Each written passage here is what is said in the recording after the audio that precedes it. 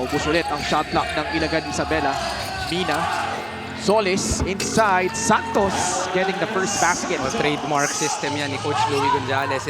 Two of those 6 guys remaining here with the Cowboys, Coach Juanito. That's right. You know, this is a team that likes using the first part of the season to assess what is their strength, what is their weakness. Saan siya? San Sebastian. Ah, okay.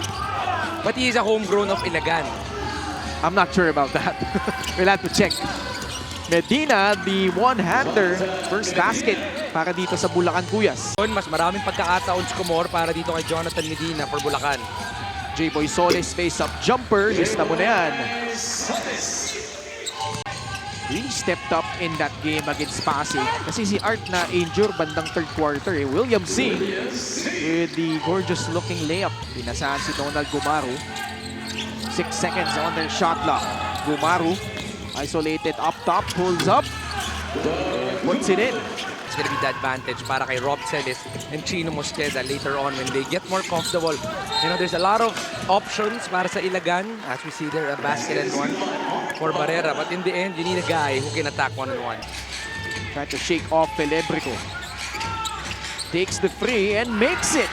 5 straight points from William C. It's good defense, just better offense.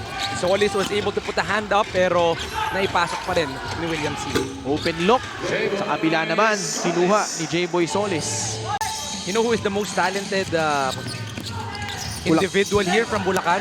Sino? I think it's Daphne Cristobal. Ay, parang most talented. Ba't di naglalaro sa WMPBL to? Retired na daw. Early retirement. Alam ko kasi iba na talent nito ngayon eh. Maliban sa pag-courtside Oo. The original pick and pop. He was certainly ahead of his time. Yes. You know, if si Alex Hebog not seeing a jumper, man, Everyone. he would go to us on the broadcast panel. He would go to the opponent and may kipagkwentuhan pa yan sa kalaban na para bang hindi sila maglalaban pagkatapos.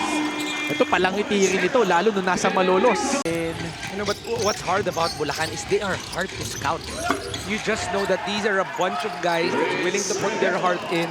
As a coach, you don't know who to focus on because these all 5 guys can really contribute. on a good pass though by Moralejo. Prince Rivero almost got it in.